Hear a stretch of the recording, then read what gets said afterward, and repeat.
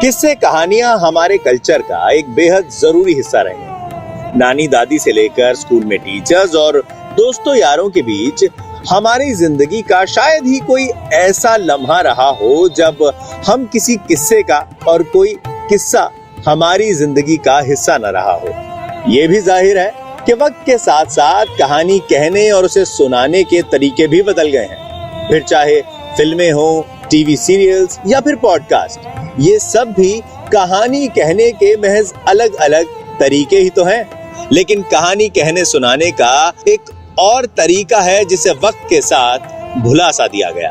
तो चलिए शाम अवध में आज किस्सा सुनाया जाएगा उसी किस्सा गोई का। शाम अवध विद तुषार।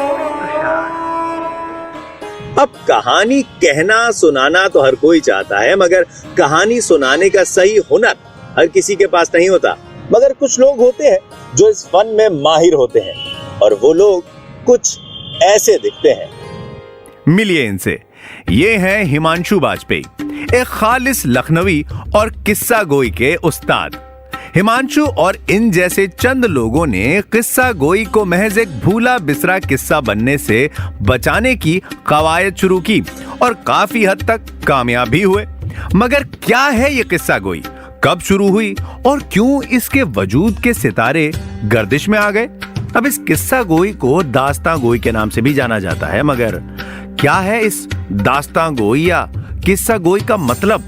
दास्तान यानी कि एक लंबी कहानी, दास्तान यानी कि कहानी, लेकिन ये कहानी एक खास किस्म की है, एक तवील कहानी है। अब तवील क्या है? ऐसी कहानी जो किस्सा दर किस्सा आगे बढ़े और कई कई दिन, कई कई रातों, कई कई हफ्तों, कई कई महीनों तक मुसलसल मुतवातिर चलती रहे। गोई यानी कि कहना या सुनाना। दास्तान गोई वो फन है जिसमें दास्तानें सुनाई जाती हैं। दो लफ्जों से मिलकर बना है ये लफ्ज दास्तान और गोई। अब बड़ा सवाल ये कि आखिर इस किस्सा गोई की शुरुआत कहां से हुई? मध्यकाल में इसका उरूज हुआ, यानी ये अपनी शोहरत की बुलंदियों पर पहुंची, खास तौर पर दौरे अकबरी में, क्योंकि अकबर बादशाह दास्तान गोई के बहुत बड़े रसिया थे, बड़े मुरीद थे, बड़े मद्दाह थे और उन्होंने अपने ज़माने में ये कोशिश की थी कि अपने दरबार में एक से एक बड़े दास्तान गोइयों को इकट्ठा किया था।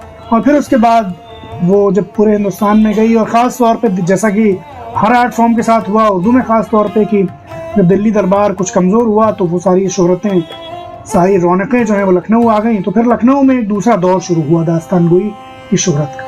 कहा जाता है कि ये किस्सा गोई, जिसे कहना सुनाना तो बहुत पहले शुरू कर दिया गया था, उसे पहली बार छापा लखनऊ की नवल किशोर प्रेस में गया था। हालांकि अब ये नवल किशोर प्रेस तो मौजूद नहीं है, मगर इतिहास के पन्नों में ये हमेशा हमेशा के लिए दर्ज हो गई है, पहली बार किस्सा गोई को छापने की वजह से। पर लखनऊ और दास्तां गोई के मरासिम इससे बहुत गहरे हैं। लखनऊ और दास्तान गोई का रिश्ता जो है बड़ा हसीन है, बड़ा पुरलुत्फ है। एक ज़माने में ऐसा था कि लखनऊ शहर दास्तां था, और वो इसलिए था क्योंकि हिंदुस्तान के जितने बड़े दास्तान गो थे और जितने बेहतरीन दास्तान गो थे, सब यहीं पर जमा थे, यहीं पर इकट्ठा थे और यहीं पर उनकी सबसे दिलकश, सबसे दिलफरेब, सबसे हसीन बज़्म सजती थी। 1857 के संग्राम के बाद अंग्रेजों ने जब उर्दू को हमारी ऑफिशियल लैंग्वेज के दर्जे से हटा दिया, तो धीमे धीमे ये किस्सा गोई कहीं गुम सी होने लगी। तो दास्तान गोई खत्म हो गई थी एक ज़माने में। 1928 में जो आखिरी बड़े प्रोफेशनल दास्तान गो थे, मीर बाकर अली देहलवी, उनकी डेथ हो गई। उसके बाद ये दास्तान गोई का जो फ़न है ये ख़त्म हो गया एक तरह से। तो 2005 में शम्स रहमान फारूकी साहब, जो उर्दू के सबसे बड़े आलोचक, क्रिटिक और मुसन्निफ हैं, उन्होंने इसकी तजदीद के लिए कुछ कोशिशें की। तो उन कोशिशों में साथ मिला महमूद फारूकी साहब का, जो कि उनके भतीजे, बहुत बड़े स्कॉलर, हमारे उस्ताद। उन्होंने एक कारवां शुरू किया, जिस कारवां में बहुत सारे लोग उनके साथ जुड़े, जिसमें से एक नाम मेरा भी था। बहुत बाद में, यानी हमसे पहले बहुत लोग ये काम कर चुके थे, तो मैं बहुत बाद में जुड़ा। हमसे पहले बहुत सारे लोग जुड़ चुके थे। चमन छूटा तो छूटा था, मज़ाक़े रंग बू छूटा। चमन छूटा तो छूटा था, मज़ाक़े रंग बू छूटा। छुटी आदम से जन्नत और हमसे लखनऊ छूटा। वाह वाह। लखनऊ से जाने का जो कर्ब है, जो दर्द है, वो इस शेर में है। तो जनाब ये था किस्सा गोई का।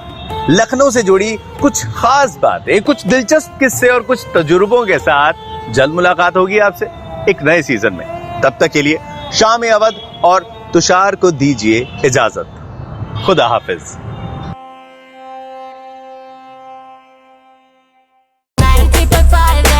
3.5 बजाते रहो।